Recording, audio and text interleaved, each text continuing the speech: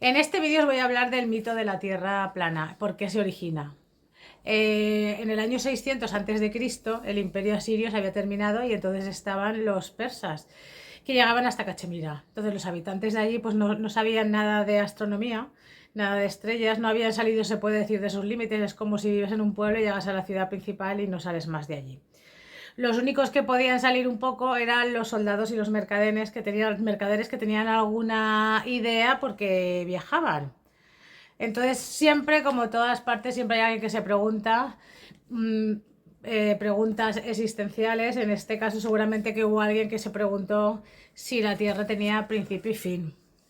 Entonces, como mucho alcanzaban a llegar a descubrir algún océano, pero nunca llegaban a ver el fin de la Tierra.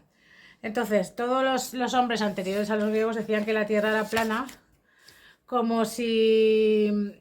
Porque como ellos solamente veían todo liso, quitando las montañas, los valles y las cordilleras, pues para ellos la Tierra era plana. Entonces, si fuera plana, pues se preguntaban que tenía que tener un fin, y si no, sería una extensión infinita, y si tuviese fin se podría caer al llegar al fin. Con lo cual, también tenían unas preguntas dentro de ellos, que era qué pasa, por qué el agua no invadía toda la Tierra y se quedaba paralizada y llegaba hasta cierto sitio y no subía más. Entonces, para ellos el cielo estaba arriba y la tierra y los mares estaban abajo, como si fuera una caja, ¿no? Entonces decían que era como la tierra, que era como un tablón rectangular. Y como ellos hablaban mucho de las proporciones, de la simetría de la Tierra, decían, pues estos son los anteriores, y los griegos decían que era un círculo. Entonces, y que tenían en el centro Grecia. Entonces, los persas decían que era una caja y los otros decían que era un círculo.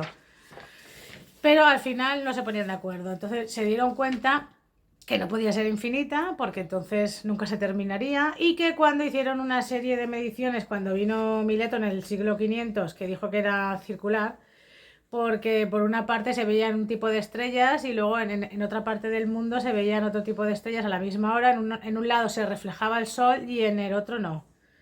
Entonces no tenía sentido decir que era plana y que era infinita o que era una caja. Se dieron cuenta que estaba curvada. Y ahí es donde empezaron a decir que la Tierra era esférica, y empezaron a hablar de la curvatura de la Tierra. Porque los de antes era una época precaria de la astrología y no sabían nada de la astronomía. Entonces, claro, pues todo lo que les decía, como tampoco tenían conocimientos de ningún tipo, pues para ellos lo único que veían era que era recta y que luego había alguna montaña y algún valle. Entonces, a partir de ahí, de este hombre de Mileto en el año 500 a.C., entonces empezó a hablar de la Tierra esférica. Entonces, desde diferentes puntos de vista, la Tierra tiene estrellas, porque es lo que os he dicho antes, que cambiaban de posición. Entonces, si se iba en el norte se veían unas estrellas, y si se iba hacia el sur se veían otras. Entonces, aprovechando esto, pues entonces dijo que era esférica, pero en principio no decían que era una esfera, sino que era un cilindro curvado hacia el norte y hacia el sur. Pero esto no servía, porque se daban cuenta que si un barco se iba, al final no se veía más pequeño, que sería lo lógico si fuera plana, sino que desaparecía. Con lo cual pensaron que si desaparece, y luego lo de las sombras que se veían desde un sitio y en un sitio se veía y en el otro no, pues entonces es que tenía que ser esférica. Porque fuera el rumbo que fuera, el barco desaparecía, no se veía cada vez más pequeño. Entonces así se descubrió que la Tierra se curvaba en todas las direcciones, y observando también los eclipses del Sol y la Luna vieron que la sombra siempre era circular, independientemente de las posiciones de la Luna y el Sol, con lo cual estaba reflejando que la Tierra era esférica o redonda. Entonces llegaron a esa conclusión, y entonces ya luego hubieron otros filósofos que, bueno, pues ya partiendo de esta conclusión, pues empezaron a sacar sus conclusiones. Como no conocían la gravedad y el concepto de la caída y todo eso, y de la ley de Newton, pues entonces decían que la Tierra era el centro y que todo caía hacia el centro de la Tierra, que todos los objetos caían al centro, y que la Tierra ya no podía caer más porque había caído lo máximo posible, porque no tenían la teoría esta. Y luego el primero que dio una vuelta completa a la Tierra fue Fernando de Magallanes, que se fue con un barco y entonces se volvió, y fue el primero que describió una vuelta completa a la Tierra.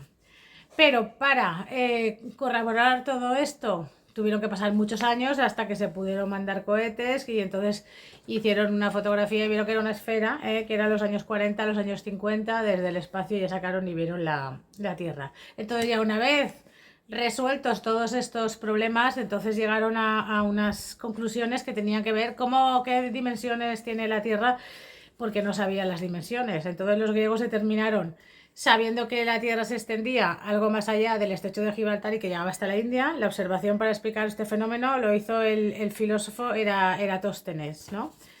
Entonces, sabían que el 21 de junio el sol pasaba en Cirene, en Egipto, que es lo que se llama hoy Asuán, y que no proyectaba sombra, que es lo que os he dicho antes, pero en Alejandría, que estaba a 800 kilómetros, sí que proyectaba sombra. Entonces, esto demostraba que se curvaba. Entonces había una diferencia de 7 grados y 7 grados son 700 kilómetros. Entonces, si hay una diferencia de 360 grados, que es la vuelta completa, pues son 40.000 kilómetros. Entonces, más o menos con esto, pues se pudo conocer la Tierra, la superficie, y luego se hizo el diámetro de la Tierra, que era la longitud, circunferencia partido por pi, ¿vale? Entonces se llegó a una conclusión que la Tierra tenía 40.000 kilómetros y la circunferencia 12.800 kilómetros. A lo largo de los tiempos pues ha ido cambiando, porque esto eran mediciones antiguas, cuando todavía no se conocían muchas novedades que luego han ido apareciendo. Entonces, en las últimas mediciones más o menos se puede decir que es 40.067, 96 kilómetros de longitud, la circunferencia terráquea, y el diámetro varía porque como no es una esfera redonda, es una esfera como elíptica, pues entonces va variando.